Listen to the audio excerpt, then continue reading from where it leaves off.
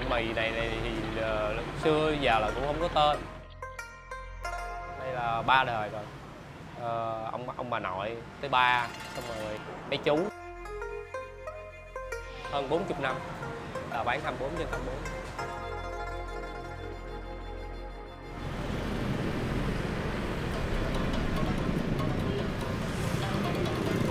Không mỡ phải không? Nước trong phải không? Rồi ok, việc không mỡ.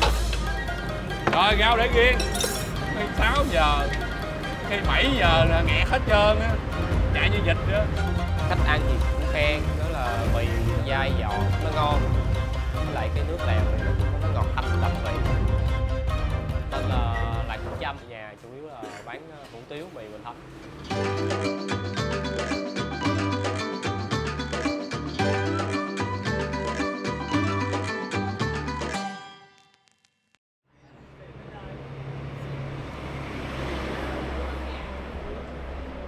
Xưa là má anh nói lại thôi là này là từ ông nội đem từ bên lúc chạy giặc ở bên Trung Quốc qua đây luôn. Ông nội bắt đầu bán là từ năm 1960. Từ lúc bà nội thì bà nội chỉ cho tất cả mọi người, lúc mấy chú nhỏ là cũng đã ra làm bán rồi. Thì bà nội là cũng một tay mà lo nguyên một nhà, nguyên một gia đình, nguyên đàn cháu nữa. Hồi xưa nhỏ thì cũng ra phụ bà nội làm cũng nhiều việc lắm. Cũng làm đủ thứ đó.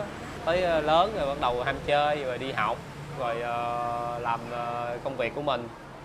Gia đình của mình có bao nhiêu người? Là gia đình lớn. Đây chú ba, quay qua cười cái. Nhà kêu là chú Quần. Đây là cô Bảy.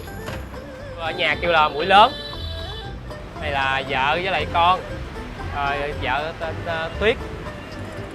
Đây chú Út, kêu ở nhà là tên là Lũ, chú Lũ. Thì anh em đẹp trai, giống như là một tiểu gia đình, chỉ tầm 9 tới 10 người, mình cứ thay phiên cho mình, luân phiên cho mình thức biết quen à. ngày này qua ngày nọ. Bán thuốc à, đâu có nghỉ giờ nào. Hoành thánh không hầm hẹn. Ai mệt thì thay ca vô nghỉ. Tại vì xưa bán thì cũng tới 1-2 giờ đêm là mình nghỉ rồi. Và cái 4-5 giờ sáng thì mình lại ra bán, nó mệt quá, nên là thôi mình bán luôn. Có mấy người khách đó là người ta nói là người ta ăn này từ lúc mà người ta là 11-12 tuổi á, tới lúc mà bây giờ là phải 50-60 tuổi rồi, nói ăn từ lúc đó. Vậy lại cũng có nhiều khách người ta đi nước ngoài người ta về, người ta nói là ăn từ lúc bà nội tới giờ, nhưng mà hương vị thì nó cũng như vậy, nó không thay đổi. Tại vì lúc mà đưa cái công thức á, thì nó vẫn giữ nguyên. Một tô hủ tiếu mì Bình Thánh á, thì hủ tiếu nó sẽ lên trước, tại vì hủ tiếu nó sẽ nhanh chín hơn mì. Sau đó là tới phiên mì, tiếp là Bình Thánh, hành hẹ, cải, thịt xá xíu, thịt lát, rồi tới thịt bằm, rồi tóp mỡ, tiêu, nước lèo nữa là mình có thể mình cho khách thưởng thức rồi.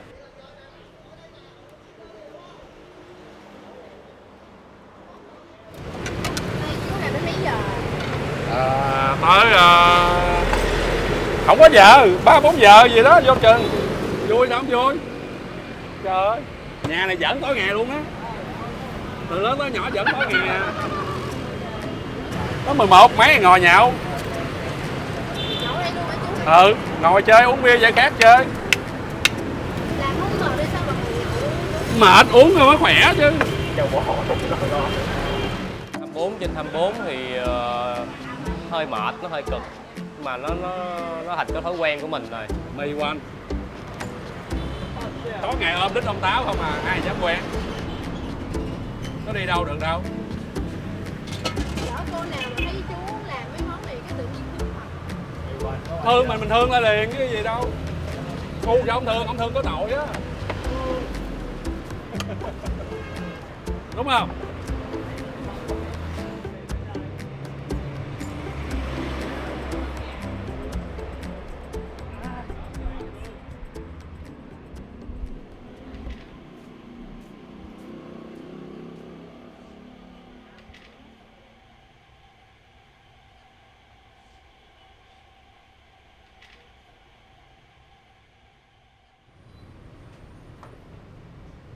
lúc đó thì anh cũng đi làm bình thường, thì chú là kiểu dạng ổng tăng xong á, thì ổng nói là thời gian đó là ổng bắt đầu ổng mệt, ổng nói là ổng làm không nổi, kêu thôi nghỉ đi về nhà làm, giờ nhảy về làm, xin nghỉ.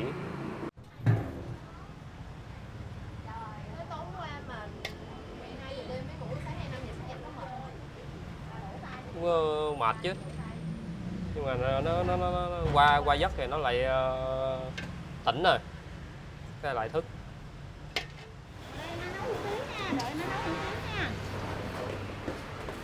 Chị chơi với anh Trâm hồi chị học cấp 2, biết từ hồi nhỏ rồi. Nhỏ hai đứa quen nhau là cũng tại vì làm mấy phong trào thanh niên tình nguyện này kia đi suốt à, với lại thích những cái hoạt động đội nhóm vui chơi đông đúc. Chưa bao giờ mình định hướng là mình sẽ làm cái công việc như vậy, mặc dù là hồi nhỏ cũng biết là nhà buôn bán như vậy, nhưng mà mình cứ nghĩ là mình sẽ đi làm hoặc là làm nghề này nghề kia vậy đó. Xong rồi lớn lên rồi ba bị bệnh tai biến, rồi cái bà nội mất này kia thì cũng không có kiểu như là vô tư chơi nhiều nữa. Giờ tự nhiên đang đi làm mà tự nhiên giờ kêu ở nhà, lương tháng đâu ít đâu. Anh là cô không phải chân ở nhà, anh là chân đi từ nhỏ tới lớn, lúc nào mình cũng muốn ra riêng mình ở đó.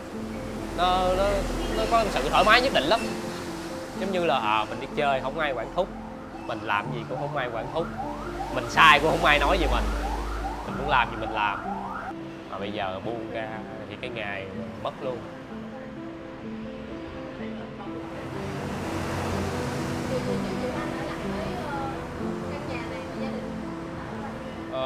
Chắc có lẽ là đứa con gái đầu tiên của anh, tại vì anh có con hơi sớm, bắt đầu là mình có gia đình, lúc đó cũng mới đi làm, nó bị khó khăn chút xíu, là về kinh tế mình không có đủ trang trải luôn. Nó đúng là lúc đó là không đủ trang trải luôn, sữa tã rồi thuốc men không đủ luôn, cái gì cũng phải xin, cái gì cũng phải nhờ. Cứ này ông cứ kêu hoài thôi, hai vợ chồng mới tính tới tính lui, thôi giờ cố gắng, giờ nhảy về làm. Cũng hơi buồn nhưng mà mình làm dần thời gian thì mình yêu nghề, tại vì một mặt là mình gìn giữ được cái nguồn gốc của ông bà nội, mình cũng đáp ứng được nhu cầu của nhiều người, nên hiện tại là anh thấy tình hình cũng ok. Ví dụ như tương lai về cái quán thì mình cũng hy vọng là nó lúc nào nó cũng sẽ đông đúc và mình sẽ phục vụ được cái lượng khách nó sẽ nhiều hơn, nó ổn định hơn. Nếu mà thành công, kinh tế ổn định thì chắc tương lai anh cũng sẽ mở một cái hệ thống bánh mì. Cái đó cũng là cái kế hoạch ấp ủ của anh với con gái của anh thôi.